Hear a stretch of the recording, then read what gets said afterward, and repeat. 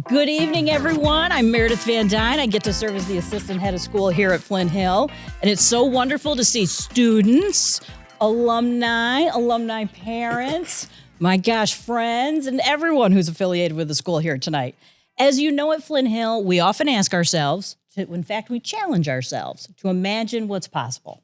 It's a core value that drives our community, and it's also the title of our newly established podcast, which if you're not following on all your favorite channels, I hope you will. And I want to congratulate you on being our first live studio audience in a recording for a podcast. So thank you for taking that meaningful risk with us tonight.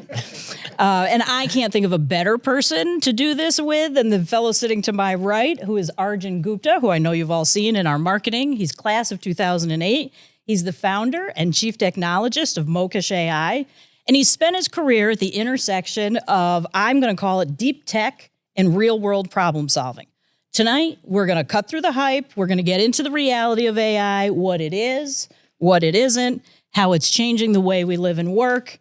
Arjun, welcome back to Flint Hill. Thank you so much. Great intro. I appreciate the kind words. So let's start with something maybe a little, I'm going to call it off script, even though I have a couple of notes. I'm curious, what is something from your expert perspective? What do many people have wrong about AI? Ooh, a lot. But yeah, okay, if I could limit it to one thing, I think every technological revolution in the past has automated some level of task, and it usually comes from the lower level of work. And so this is the first time that a technological revolution is coming in, which has already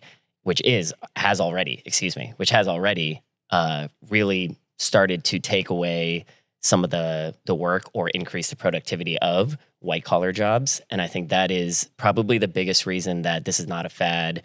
It's not going away anytime soon. And I think, when you see the way that the biggest companies in general are reacting to the productivity, you see the amount of money that's going into it. It's not as crazy as it sounds, the amount of money these big tech companies are putting into AI. It's actually probably not enough, and that is because they're in a race with each other. But the rate of acceleration, the pace that this is going at, is just so fast that it's a lot of big tech CEOs are calling this like a supersonic tsunami because people won't even realize by the time it hits the shore. So I think that's the biggest thing I think people are really missing. So it's both the rate of change and it sounds like the broad impact. Yeah, it's the fact that it can perform tasks that were previously, right? You can achieve tasks that were previously considered to be expert knowledge, right? Like you have to go to school, you have to have years of experience in a field to really understand the nuances of the process that's being passed on from employee to employee in an organization. And now that ramp up has basically become zero. So the question is, how can you effectively leverage AI to remove that? Fascinating. If I were going to do a traditional introduction of you, which you notice I did not do, there's a lot I could highlight. I'm curious which identity feels most you. Visionary, builder, motorcycle racer, and as of last week, I noticed best-selling author, or is it something else entirely? I think I'm just a natural problem solver. I think my dad said recently that one of my best skills is being able to look at a space and understand how technology fits in that space. And then from there, evaluate, what is the impact it can have? What is the multiple of outcome you're creating with that technology, right? Like what's the efficiency gain you're creating? What's the impact it has socially in that space? There's a lot that I think goes into it. So I would say I am naturally, when I look at something, whether it's, a plant that I'm growing or a motorcycle that I'm fixing, whatever it is, I think I'm just a natural problem solver. It's addicting to me. I can't help but jump into problems that I definitely have no business trying to solve, Thank you for saying that out loud. Because I thought, wait a minute, if you're a problem solver, how do you balance so if your natural inclination is to see something that could be better or different or exist for the first time, And you also have a very practical, I would imagine, for many days, outcome to the day that you need to achieve from an entrepreneurial standpoint. How do you find that balance of where to be on the spectrum between where you want to be maybe and where you need to be based on the business goals you have? Definitely focus. So I think, especially in the world of AI, there's so much you can create. There's so many different directions you can go. There's every single industry on earth will get impacted at a different time frame. Whether it's directly by software or by hardware. I think focus is the number one thing. So you have to pick your lane, right? And I think there's ways to expand beyond your lane in a way that doesn't create any overhead for yourself. It's like one of the things we talked about when I came and visited is that I really focus on finding channel partners that already have the industry experience, the network, et cetera, to sell. And then I work with them more as like a technology partner. So I'm able to help my friends whose businesses are going to come under threat from AI to essentially give them that leg up. And then at the same time, if there's something marketable in there, we're able to kind of work together. So focus on my lane. And then when it comes to, adjacent things, make sure that I'm very clearly picking based off of my values and my set of requirements where I want to apply my impact. And you know me well enough to know there's about 3 lanes I want to go down right now with you based on what you just shared, but I'm going to take a step back. And for those in the audience who you might be here because you're like, oh, I'm supposed to understand AI and I don't even know what questions to ask. Can you break it down? I don't want to say in the simplest possible terms because I don't know how that's done, but like, what is it? Why should we potentially be excited about it? So the way I think any complex thing has to be explained is to kind of peel back the onion one layer at a time, right? And so I'm not sure if we can do that in this session exactly, and I usually have some visuals to support this, but I think the main excitement is that it can take a task that because this is something that you have to bring out of it. You have to train it. You have to build something of value that has consistency and accuracy baked in, and that is not a small feat. But when you achieve that, you can take something that you personally thought was intelligence, where you thought I have an instinct, and that's why I'm good at this, and you're able to break it down and systematize it into something that actually can be achieved with relatively high accuracy. And I think the shocking thing is that you start to realize how low your accuracy actually was. It's just that we walk through life, we take every single step, assuming that we know exactly where our foot's going. And then once in a while you trip and you realize actually you weren't 100% sure that whole time. It was really, you were some margin less than 100%. And so when it comes to work, especially things that we consider to be, innate skills or instinct, that margin of error is actually huge a lot of times. And so when you systematize it and you start to analyze a huge volume of data when you're going through that task at a much larger volume than you would be able to do individually, you start to see where your own inconsistencies were. And so to button up the point, I think it's really, if you're excited about AI, it's because you realize that things that were never humanly possible in your lifetime are now humanly possible, or AI-ly possible. But I think that in the end, it's a combination, right? It's humanly possible because you're investing the time to understand your own mindset and your own process. Nothing to do with technology, right? You're spending the time to break down your own work into something that's small enough steps and tangible that you can get good accuracy out of these tools. Is it possible to get good at one of the things you said made me wonder, is it possible to get really good at using AI if you don't have deep technical prowess? That's the beauty of AI, is that it removes the need for any technical prowess. The new prowess is AI prowess, which is understanding how to communicate with something and get the results that you want. It's asking a question, getting something entirely wrong and saying, oh, now I understood the gap, asking it again, getting something still wrong. It's like, okay, now I understood a new gap in what it understood and what I meant. And you build through that, eventually you'll get extremely proficient at foreseeing those gaps, right? And so when it comes to the average person learning how to use AI, that typically means using the tools that are chat-based, which I would put in a bucket of tools that do generic work, where you can ask it any question and you expect it to give you a reasonable answer. those kinds of experiences, it is all about just jumping in and figuring out if you can achieve something. And it starts with, frankly, having a wacky idea that you think there is no way a human could do this. There's no way AI can do this. And then you step in and you try and see how far you can get towards it. Can you give us an example? Yeah, I would say my best example is probably my plants. And so I had a lot of plants, and unfortunately I traveled a lot for work, and so now there are less of them. But I had I had a lot of plants, and they started getting, every plant has its own care, and I'm me, so I wanted to grow Australian finger limes and sapodillas and all kinds of plants or fruits that like probably most people have never heard of, and they have no business growing in Northern Virginia in my apartment. So I started to try and use AI to just these general tools. I started to try and use them just to understand what I was doing wrong. Like take a picture, hey, the edge is browning of the leaf, etc. At first, that was a decent result, but it wasn't giving me anything that was good enough to be actionable, really. It wasn't going to change anything. It was kind of educating me, but I wasn't really changing my behavior. And so the question is, how do I drive more impact from this outcome? And so what I did was I made a separate thread for every one of my plants. And I spent a good 5 minutes just writing a huge paragraph about everything I knew about this plant. The genus, where I got it, how long it was in the mail when it shipped to me, every single thing I could.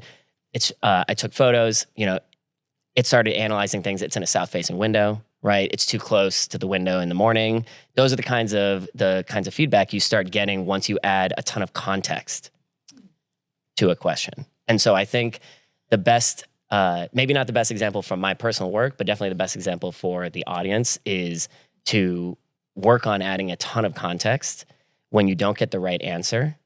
And that really feeds from AI models being statistical models. And so if you can limit the data that any statistic is built on, you're going to get a lot higher degree of accuracy.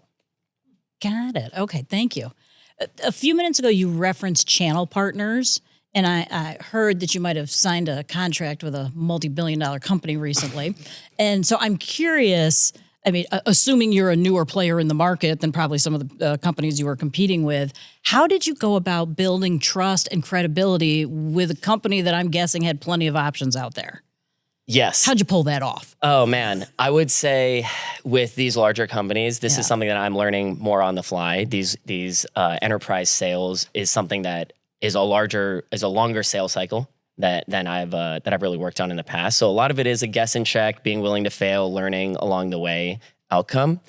But having enough opportunities in the wind or in the bush is very important so that you don't feel so beholden to any one opportunity. You feel like you can take risks. You can try things that you will learn from, and then they will fuel your success in a future opportunity.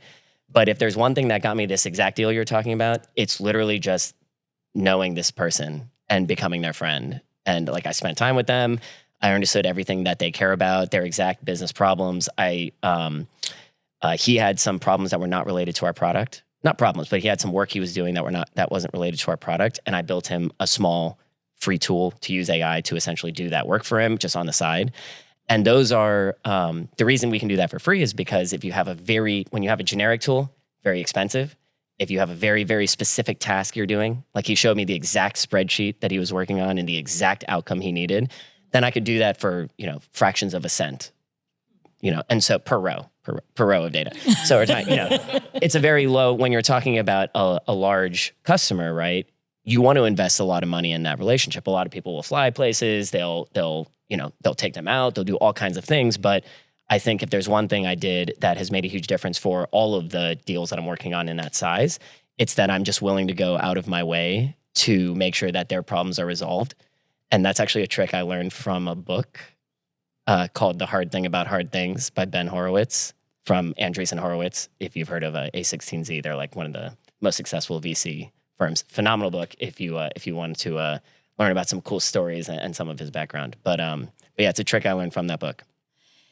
And it sounds like your lens, where we started earlier about being a problem solver and looking at the world in that way, it's actually not about closing a deal. Totally. Closing a deal does happen, but your focus is actually on solving a problem. Totally. And by the way, I solved that problem for many, many people, and these are the first people to actually sign. So, I mean, it's a numbers game. You don't expect that just because you solve someone's problem, they're gonna come back and buy your whole enchilada. Like I think the goal is to provide value.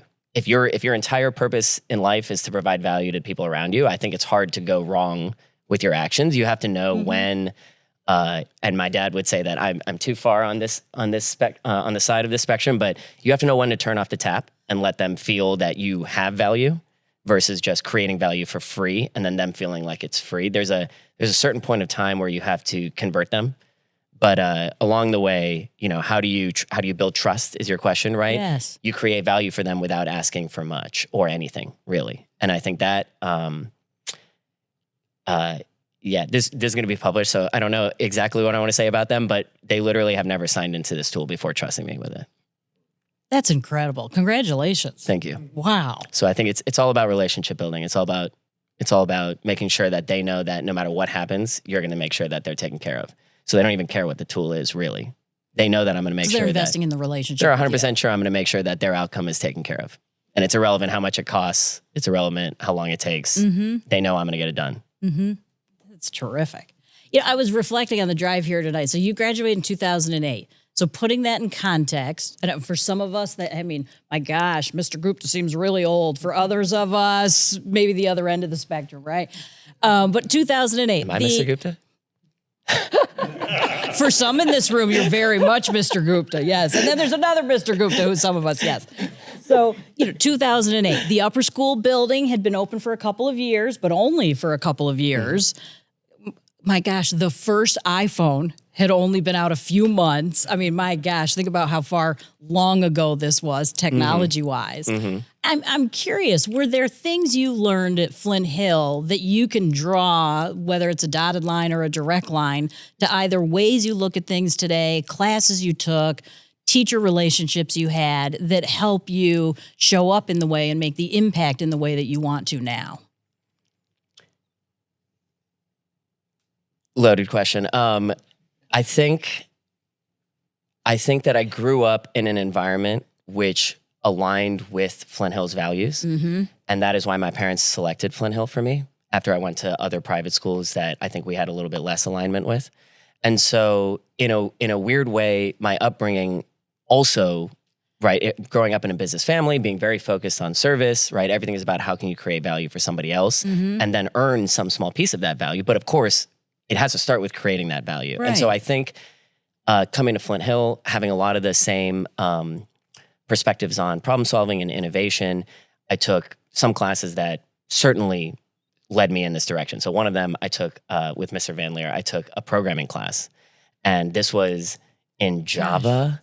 And this was like 2006. I think I took it as a junior or a sophomore. Wow. And so it was like way before 2006, yeah. So it was Did like we have way computer before. labs still at that point? You had to go to the lab to use the computer. Yes, you had to go to the lab. And so those computers in that one lab had enough power for us to write code and build some small games and apps and stuff.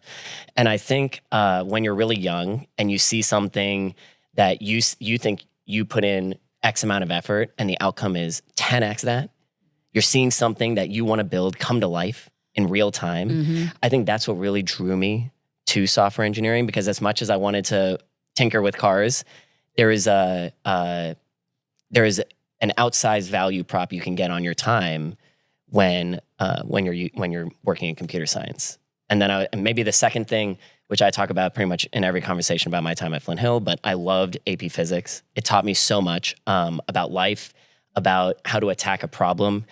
I didn't study that much, and I was able to still get really good scores on the exams because it was all very logical. And I was able to, for any problem, I was able to say, hey, look, here are the variables.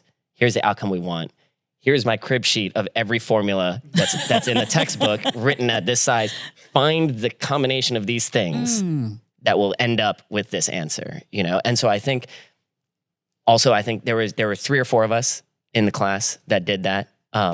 Had that same mindset and methodology when it comes to physics. But when we tried to explain it to other people, they didn't really get it. And so I think that there was this concept that you can achieve something that other people think is impossible. And I think that comes from, a combination of building stuff and seeing that grow way past, what you think your input was. And then also, experiencing that like different people have different skills. And if you have some different perspective on a topic, it's not even necessarily a skill. If you have a different perspective on a topic, you may be able to solve this problem in a completely different way than the masses are, right? And it gives you some confidence to go against the grain, I think. What first made you start to steer into the AI world and that path? Because like you started out on the software engineer path, right? I mean, that was the original plan. Mm-hmm. To the extent that we're all confident and sure of anything at 21. Yes, I would say AI is a subset of technology, and I was a software engineer because that was the technology du jour. That was where you could get this level of efficiency out of technology. And so that has shifted over time. There have been other fads that have come and gone where there were great efficiencies found, but other reasons, market forces, et cetera, like big tech investing in completely different angles, right? Quantum computing is a great example of this right now. It's going through a little pullback because big tech is investing so much in AI. So the technology is phenomenal. And so I'm a passionate student of how these companies are achieving quantum, but in the end, the outcomes aren't there. And so I think, you kind of, if you want to be a technologist, it's exciting to learn what is new and understanding the fundamentals of how some new thing works. But when it came to AI, there's it's the efficiencies that you're gaining that I think are most attractive. And for me personally, I already was working in enterprise software. I was already building tools where people were coming, hundreds or thousands of employees are coming in to log in the same platform all day. There's 3 shifts, 8 hours a day, where 24/7 these tools are running. There's a whole lot that goes into that. But the number one thing is it's volume. And so when there's that much volume of a task being done and you start looking at, how can AI automate 80% of the obvious cases in this task and let the human focus on the 20% that require that extra nuance, you're both allowing the person to eliminate their busy work and focus on the things that are actually interesting, right? And also improving the efficiency of the business itself, which leads to them being able to hire more and produce more goods. And so there's a certain pull with AI that is completely different than the other technological fads. So probably around like 2021 I know you asked for a date and I went on a spiel, but yeah, I think probably like 2021, 2022, transcribing audio is a huge one, huge time saver, very much more accurate than a human transcriber is, especially when you consider most of this work is done overseas in countries where English is not the primary language. So, transcribing audio, generating text also in limited scopes could be done very accurately. But the real advantage came when my customers trusted me to actually to bake it into their workflows where there is no chat window. The human's not necessarily clicking a button to engage with AI, but it is doing part of the workflow. And I think that's the really exciting part. That's when the switch flipped. Yeah, that's when the switch flips. And then they start asking you how much time you have to build unlimited other ideas that they have. And you have to keep reminding them that it's all about focus, right? You can't build everything. So where are you going to actually see ROI? Like that's where we're going to invest. How does a business look at that question? Because I'm not a business owner. I know we have some in the room. How do you decide of all the outcomes you're trying to achieve?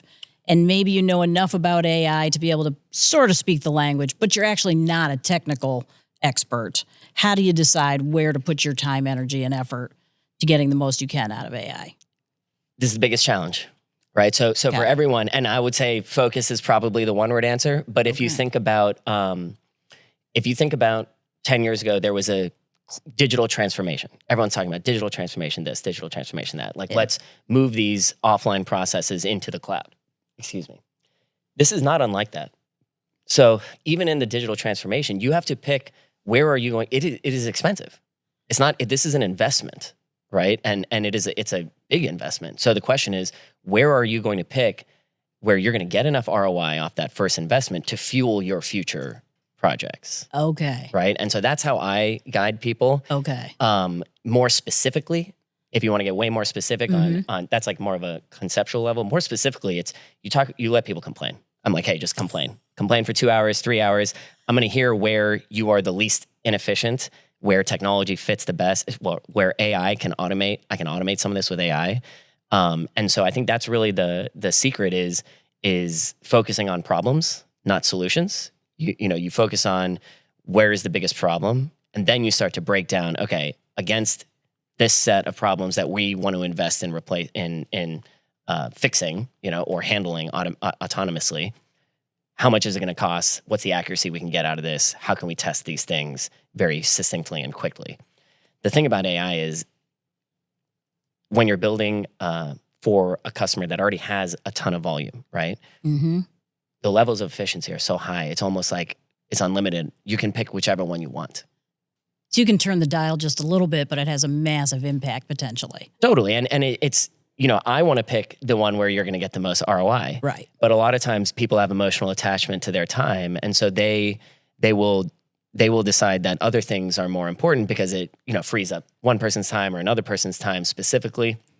There's a whole psychology around in these big companies on who's important and where the investment should go into whose work or whose time. So I like to try and pick the one that's going to streamline the whole workflow so that we can use that money theoretically for future projects. Yeah. Got it. I was thinking about it as you were talking about AP Physics, if you were 16 or 17 today, and maybe you had a sense of, it's clear, you're a problem solver, you love that you're a problem solver, like that in many ways, I feel like, all right, in addition to your parents, I feel like, all right, in 2 words, we've got you, or maybe hyphenated, we can say 1 technically, right? But if I'm 16 or 17 and I've taken a bunch of classes, there's some things that are more interesting than others. Maybe what I'm most excited about is something I do outside of school. And I have parents who might be having their own range of reaction to AI, both, excitement about the future and also panic about, will there be a job for you when you graduate college, right? Their own worries and fears and hopes and dreams about their careers. But I'm 16 or 17 and I'm sort of staring at all of this, trying to make my own way and think about my own path. How would you approach that? Like if a 16-year-old were bold enough to say, Arjun, what would you do? What would you tell them?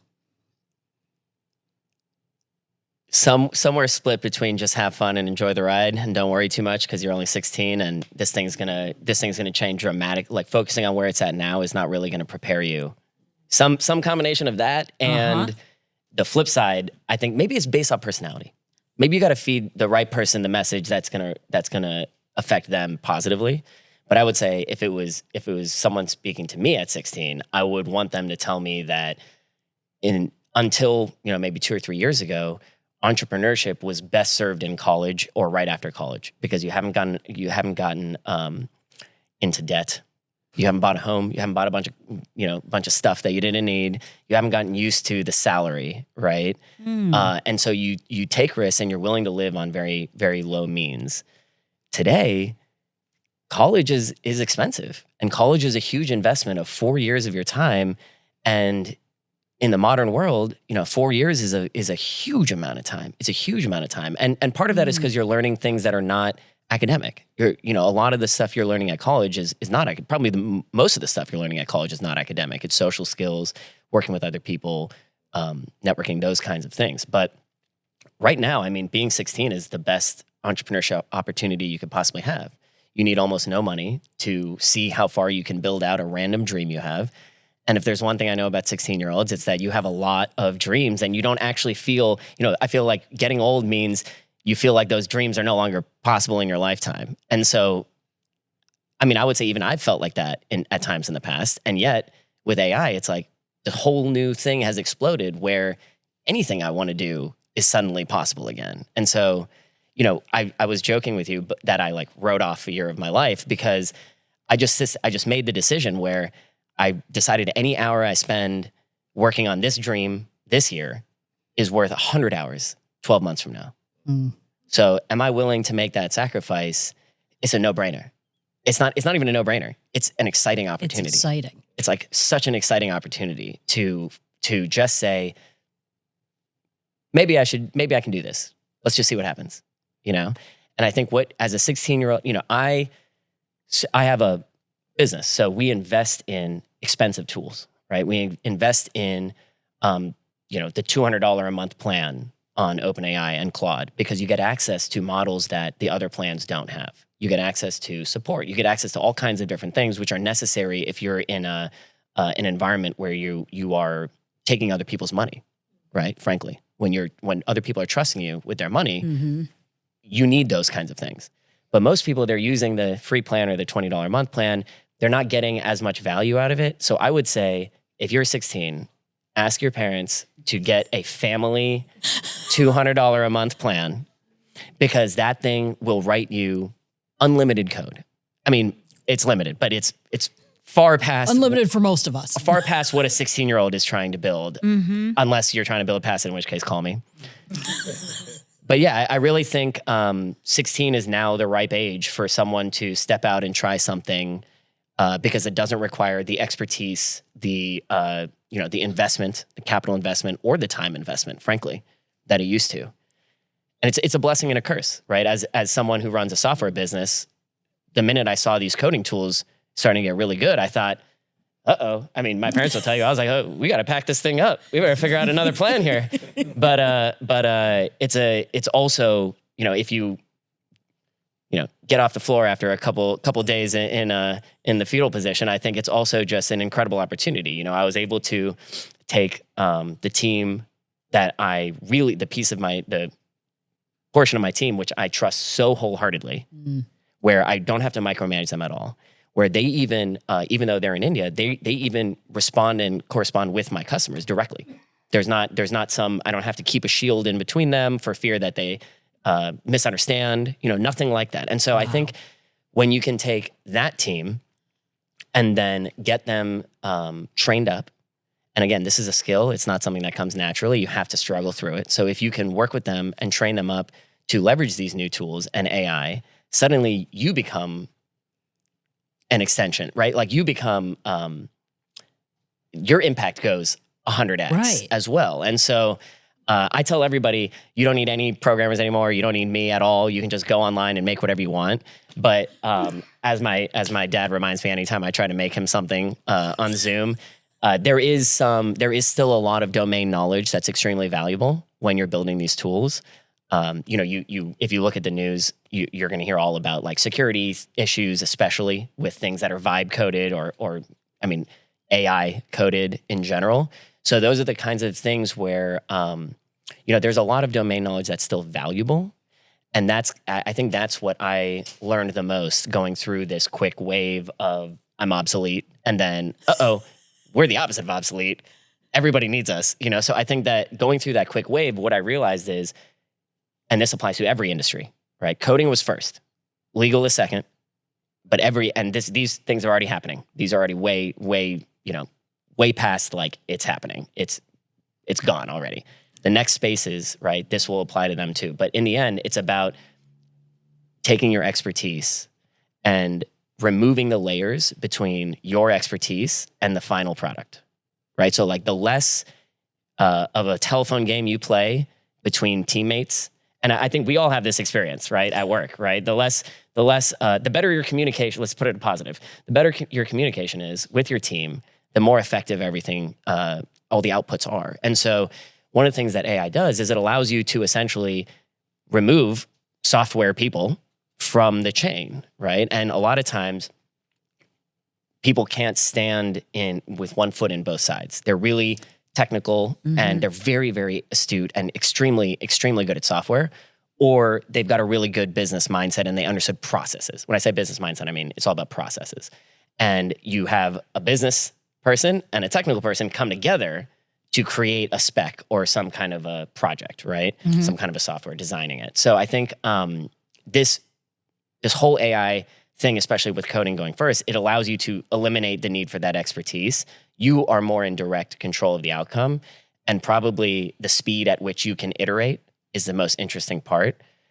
So if you have, right now, if I give a team in India work to do, I will wait. It's middle of the night, right? So I'm going to wait till tomorrow, maybe midday, before they even have a chance to review it and look at it, right? So I think if I'm able to just pin a bunch of stuff into a chat window for AI to do, I can come back after an hour. And if it's completely wrong, it's like, okay, I spent 50 cents and it wasn't my time, And by the way, I can do this 15 more times before my developer wakes up in India, before that person I assigned the task to wakes up in India.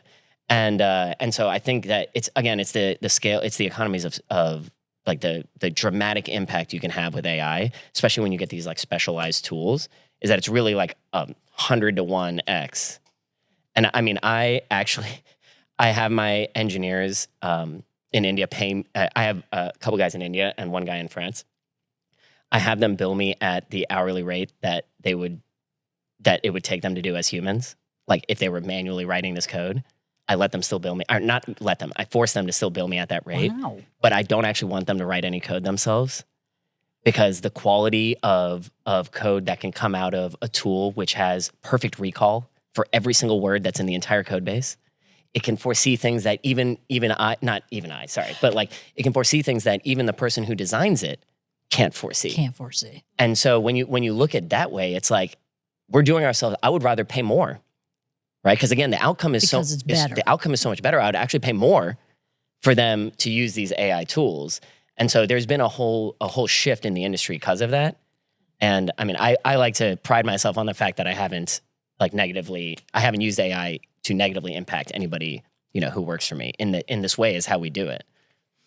So I read, and thank you for that reminder. I remember reading on your website, you take a lot of pride in not replacing people.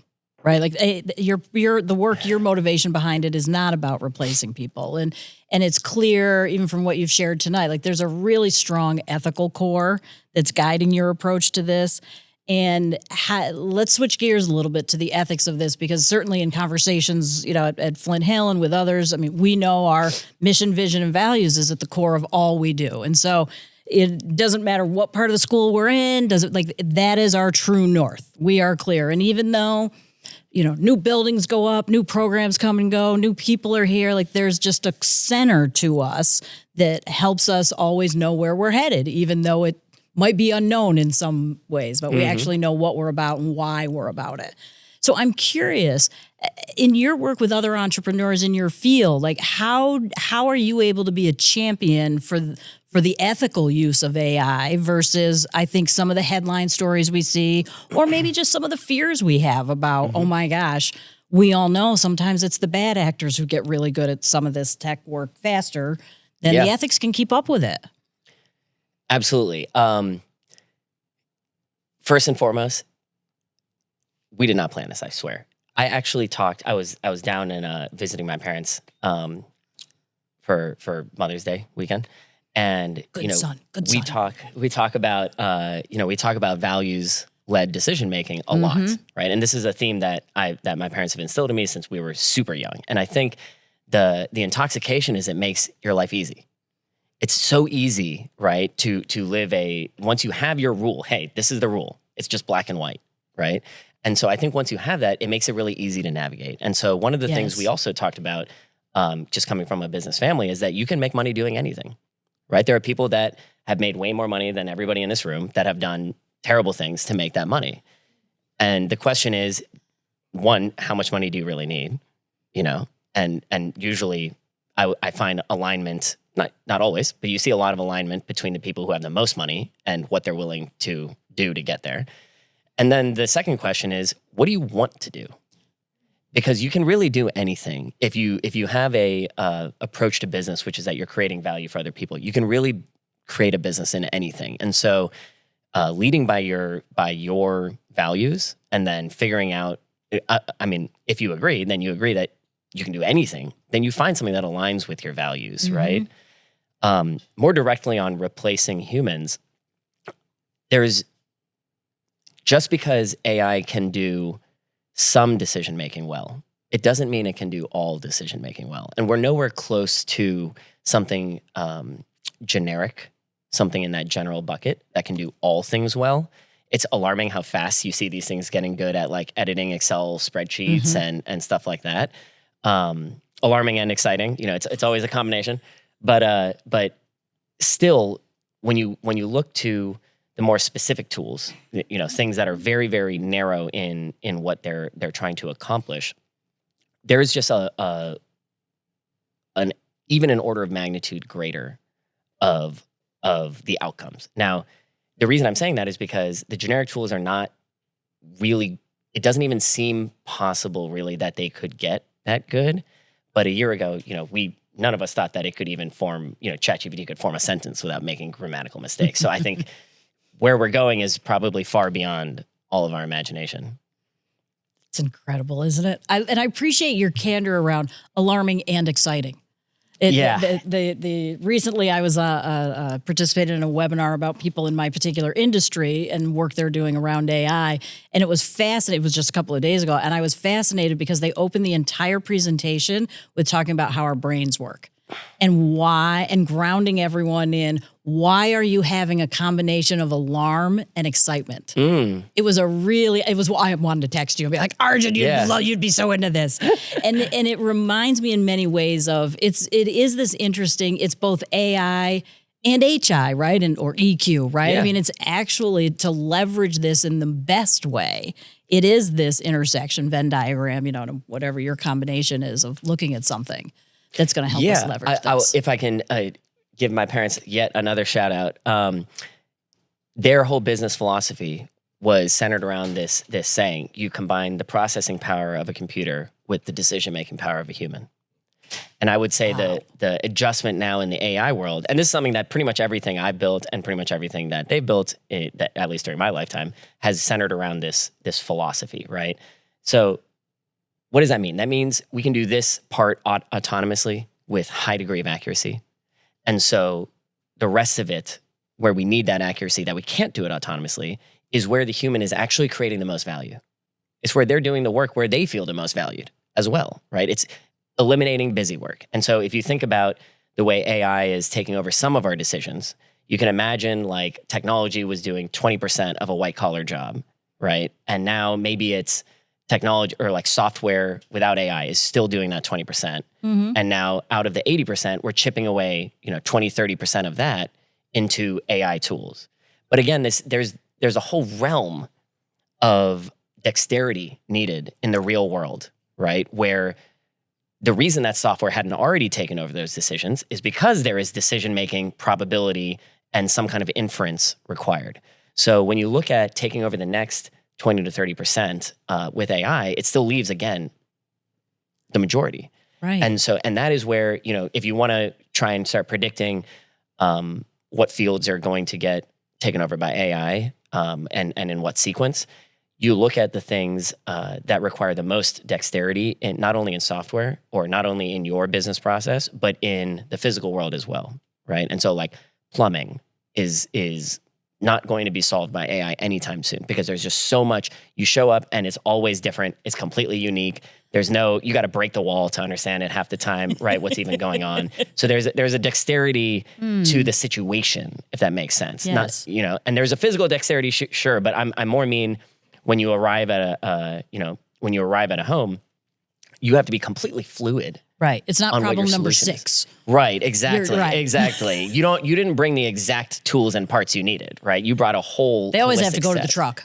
Always got to go to the truck. Yeah. You're lucky if they don't have to go to the warehouse. Exactly. I'm curious I'm thinking about, recent graduates from college, right? Let's say you're 22, 23, or maybe 21, right? And you've started to dabble a little bit. You're not yet a full-fledged entrepreneur using AI, although you might be an entrepreneur. As we know, a lot of the younger generation, side hustle is the main hustle in many ways. Like they've got that entrepreneurial spirit, and certainly for those affiliated with Flint Hill, we hope we've been an incubator for that.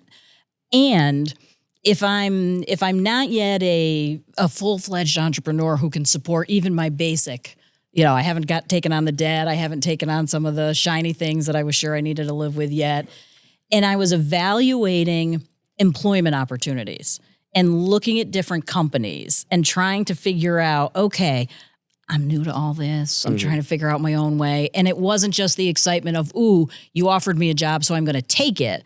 But instead, it's when you're interviewing them, what are you looking for that might be a mindset or a way of working or an approach that could help me? I might not totally get all that, but you're a better bet than this one over here. Interesting. I'm going to break your question a little bit, if that's Go ahead. okay. It was a long one. No. I think being an entrepreneur is the mindset that you're not going to get that job. You're going to tough it out. And it's not going to be this thing. It's not going to be the next thing. It doesn't really matter. You're going to figure it out. Now, I took a more middle ground path where I did take a job, right? And I worked in startups so that I could gain that expertise. And also AI wasn't a thing, so I couldn't just build things by my own overnight. But I think that the path I took was very systematic. I wanted to work in an industry which I thought there was potential. I wanted to work on a team where I felt I could make an impact and then be rewarded with opportunity to make more impact, right? Because I think you come into any team, no matter what the job is, it doesn't have to be software. You come into any team, your goal is to say, I'm the guy that you call in when it's 3 seconds left and you need a 3-pointer, right? Like, I'm that guy. And I think when you build that up within an organization, you get to absolutely push the boundaries of that team. And so some of that for me came in finding smaller teams, finding smaller companies that are going to grow rapidly, that are going to expand their product line, right? So that way there's more and more opportunities to do something adjacent or different with the same domain knowledge. But a lot of it was me also deciding when it was time to move on from that opportunity and find the next industry, and not because the industry moved so fast, but because I wanted the breadth of experience. So I think the real answer for me was to pick based off of where I thought that I could grow the most. But I think if I could be more narrow and specific for an entrepreneur today, I think it would be focused on where you could network the best. I think you use jobs nowadays as a mini MBA type of an approach is what I would suggest to kids these days is you figure out where you're going to grow your network, and again, trying to come in and be that rock star on day one or ninja or whatever. I think that obviously puts you in the room, but you also want to be in the room that you want to be in, right? And I think thinking about your entrepreneurial goals, there are jobs where managers and even the owners of those businesses will push you to branch out and go do your own thing. They will push you to graduate out of what they can offer you. And those are the kinds of people that as an entrepreneur you keep as mentors. And you end up, maybe even selling them a contract 10 years later, right? Like there's so much depth to that relationship that I would select very specifically based off of like the network and their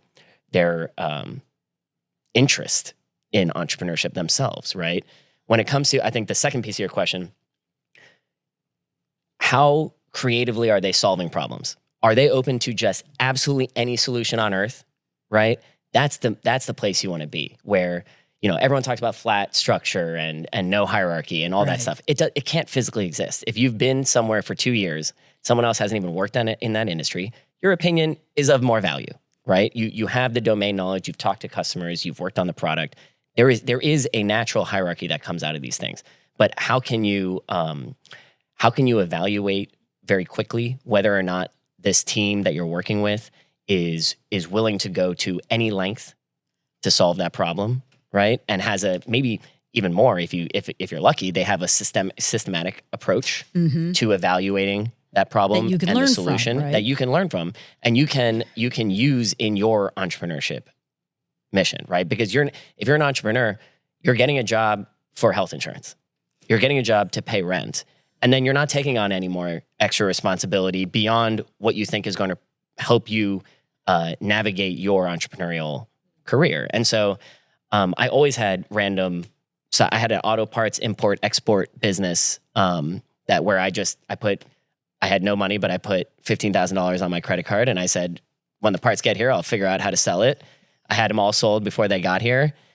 Some of them showed up smashed. I learned the hard way that courier DHL shipping does not mean that your stuff will get here in one piece.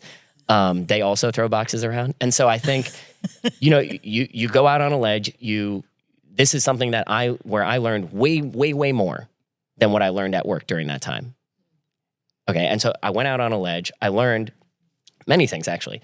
I would say one of the coolest things I learned was I made sure that I was not going to prioritize the financial piece of this because it wasn't a business in my mind. I just wanted some car parts. You were just playing. I just wanted some car parts, and I figured I'd sell the rest of them in order to make up for the shipping costs and the rest, you know?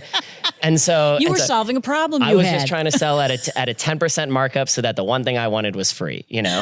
and so I wasn't financially motivated. But what I found was that when you're not financially motivated, decisions are very easy. And so when I had these issues, people were so worried, oh, this random kid, you know, he's got thousands of dollars of my money. And I just immediately refunded them. Like, this is not a problem. We'll figure it out.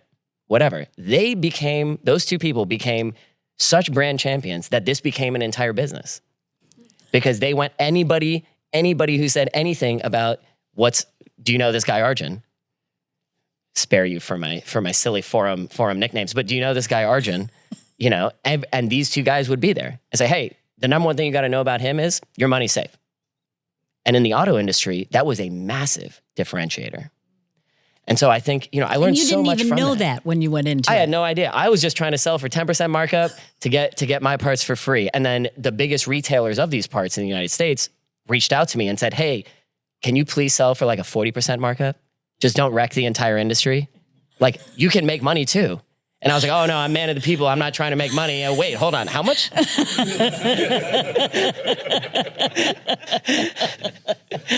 That's great. So I think, you know, I learned so much from that experience. I think, you know, first, taking risks. You take calculated risks. I had no idea how I was going to pay off that credit card, but I had a job, right? And so I had the opportunity to spend the money. And I just decided I will eventually pay this down. You know, I will eventually, so as long as I beat the interest, you know, it's all good. Luckily, I never, and to this day, I'm very proud of this. I have not paid a cent in any credit card interest ever. Very proud of this. Wow. Too proud of this. But yeah, so I think, you know, you learn all kinds of things through just being an entrepreneur and actually doing it. That the first thing you asked was, if you're an entrepreneur and you're looking to get a job, and the question is, you know, you said if you're an entrepreneur who hasn't made it yet or isn't paying bills yet. And the question is, does that make you an entrepreneur? Just because you're paying your bills? I'm not sure that makes you an entrepreneur. I think an entrepreneur is someone who's decided, I'm going to create value that is outsized what someone is going to get paid hourly.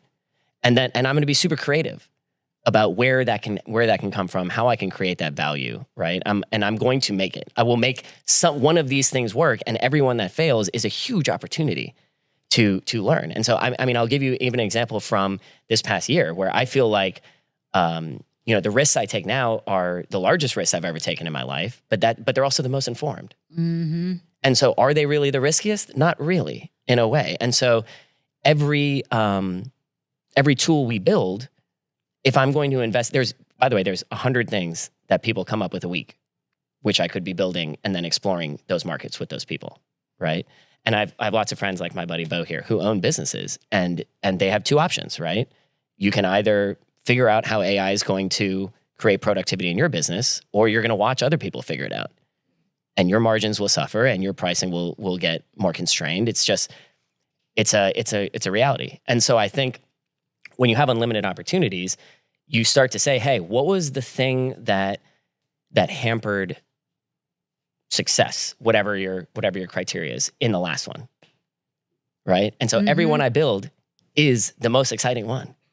And it has the fastest path to profitability. It has the least overhead required to get it started. And so I think that there is the mindset behind entrepreneurship is it's always a stepping stone to the next thing.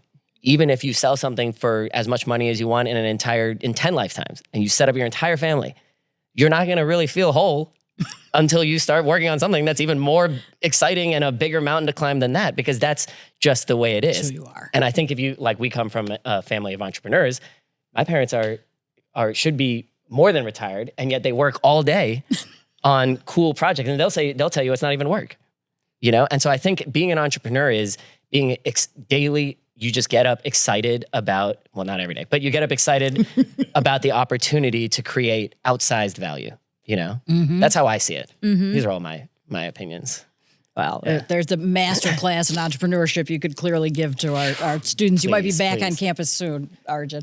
One of the things we're very lucky at Flint Hill is we have so many people who are either entrepreneur. I mean, it's just who they are. They couldn't hide it if they wanted to. Even though I'm convinced our unofficial 7th core value is modesty and humility, because those are also never the people who tell you about the wild success in the industries they're in the middle of changing. But I love to ask, especially people with an entrepreneurial mindset, and in some cases there's overlap, and also the AI experts in our community who I think are creating the future. The rest of us are living in or embracing or worried about alarming excitement. I'm going to remember that dual combination. If we could be sitting here 3 years from now, I'm going to ask you to tell us the future. Ooh. If we could be, and good news is we can't say you're wrong, because, we'd have to get back here in 3 years together to check. So I'm curious, as you look at where this is headed, your work is headed, entrepreneurship is headed. If we were sitting back here in 3 years, what's this all look like? This is the topic that I think is most exciting for people to talk about, because they want to understand the stock market. They want to predict what's going to happen with their personal finances, the home they own, right? I think nearly impossible to say. There's a broad range somewhere between like the movie of The Purge to like we're all living in a great place where everything is free and amazing. And so there's a huge range, but more, the timelines for these things are so hard to say. I would say the one thing that I'm pretty much sure on, as sure as you can be as an entrepreneur, which is to be very willing to be wrong. The one thing I'm quite sure on is that at the rate that, let me back up. Software has led productivity tools for a long time. You look at big SaaS companies, they're absolutely massive. They're absolutely massive. They're running the market in a lot of ways. And they're running the business world. They're running even within businesses that are not software, are run off of software, right? So I think when you look at AI, it immediately neutralizes any technical moat that these companies have that are in the market. And yet, they still have to live with all the debt that they've accumulated along the way. They have to live with the operational overhead and the pricing structures that they've made. But if anyone in this room wanted to recreate Salesforce, you could go home right now and you could recreate Salesforce. And when I say that, I don't even mean it jokingly. I mean, I literally did this for myself two or 3 weeks ago. I created a CRM that is not Salesforce. It's dramatically more effective than Salesforce, because everything about AI is you can hyper-personalize it to yourself. You can hyper-personalize it to that exact situation. So we're not doing research on a company. We're doing a research on the exact packaging they use. What are the materials that go into that packaging? Okay, this is Barilla. They're a pasta company. Generally you can do research. You can find the form factor that they're using for packaging. So for our packaging compliance tool, the process is dramatically more personalized, even in our outbound sales. Because someone's actually hearing about something that matters to them, to their exact situation, they're much more likely to trust you, right? And so I think that there's this factor where software is going to become so hyper-personalized. A year ago, I was making this joke, and I think we're right around the corner now. The joke is you're going to have a graveyard of apps on your phone, graveyard of them. I mean, thousands of one-time use apps. You're walking out of the house and you make a one-time use app by whispering to Siri a couple sweet sentences. Something along the lines of, "Hey Siri, my anniversary is coming up in a few weeks. Check all of my wife's favorite restaurants. Find a booking after 7 p.m. when she gets off work. Order those chocolates that she loved when we were in the Netherlands," right? Order her favorite flowers for delivery. Right? Whatever those contextual things are, you're able to essentially just say that, and Siri is going to make you a one-time app that's just going to run. It's just going to run trying to make that reservation, and you're never going to ever use it after it makes that reservation, after it orders those things. It's just a throwaway. It's just going to be in a graveyard of tools. And so there is one company that's leading this like holistic AI assistant where it has access to all your information. It's actually a car company named Rivian, but they are leading this space. But there's no doubt that like Apple, Google will immediately follow because they have all you're using their. I mean, when you're using the phone, they have access to all your data, Right. So they will immediately start to catch up in this AI assistant. Because they'll realm. understand our problems better than anybody because we use their Totally. product all day long. Totally. And so, if I may, we go off the rails a lot. So let me pull it back to the point. SaaS is there's no technical moat. There is a brand and marketing moat that is very real, and that is the real moat for all future businesses. Is not technology, but that's only software. So if you ask in 3 years, what are we talking about on this stage? You've got a graveyard of apps on your phone. You're making software all day. You don't even realize you're making software, but you're making software. So if software is that cheap and accessible, what are we talking about in 3 years from now? It's 100%, it's robotics. And it's not even 3 years from now, it's 12 months from now because software will continue to keep evolving through different industries as AI impacts each industry, but it won't be the focus anymore because there is a technological moat that goes along with robotics. And that is, do you have the capital and the time to actually develop these physical things, right? And then you have to produce the physical good every time you sell it. And so robotics is definitely what we'll be talking about. It's physical AI is the buzzword. Okay. It's like when AI enters our physical world, right? So like my big thing right now that Bo's heard me and my parents have heard me talk about probably ad nauseum is there are certain robots that are about to be rolled out in the tens of thousands that are running around near us, around us all the time, and we will have no idea. These aren't humanoid robots. These are the Waymos and the self-driving cars that you already see. These are freight trucking, right? These are, you were talking about your grocery store experience. Mm-hmm. Going to the grocery store can be a pain. These are self-picking robots that go through the store and pull all the items, put them in a bag for you for pickup. All the three things I explained already exist. They're already in commercial use by the largest companies in the world.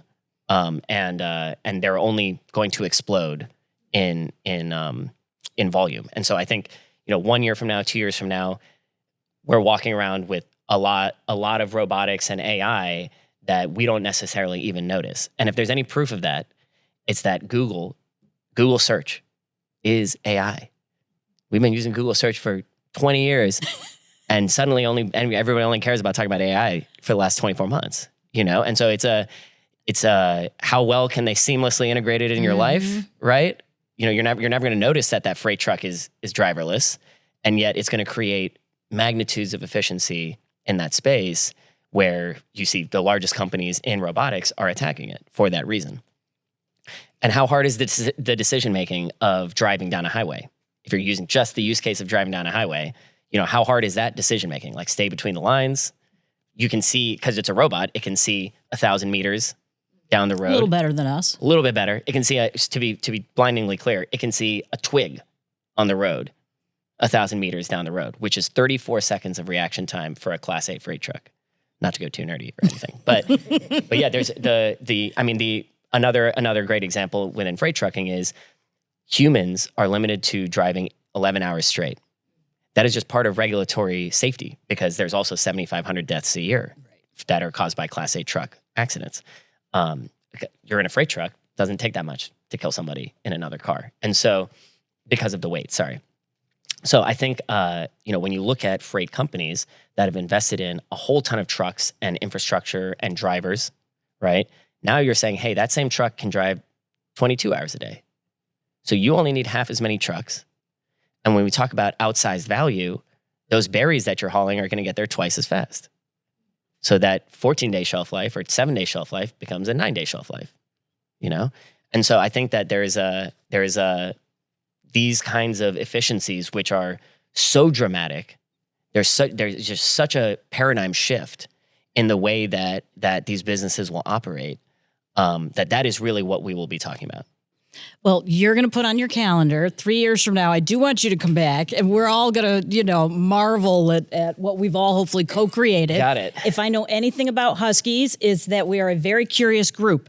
And so what we're going to do momentarily is we're going to adjourn back out to the reception where then you can have some personal time with Arjun to be able to ask everything on your minds. Know that there are some, and I hope they will not be as modest as they usually are, some other AI experts in the room. So if you're interested in having some more of these conversations, just please whisper to the person next to you because you might be sitting next to someone who's revolutionizing their industry in the same way Arjun is revolutionizing his. But please join me in a huge, warm thank you to Arjun. He took a meaningful risk.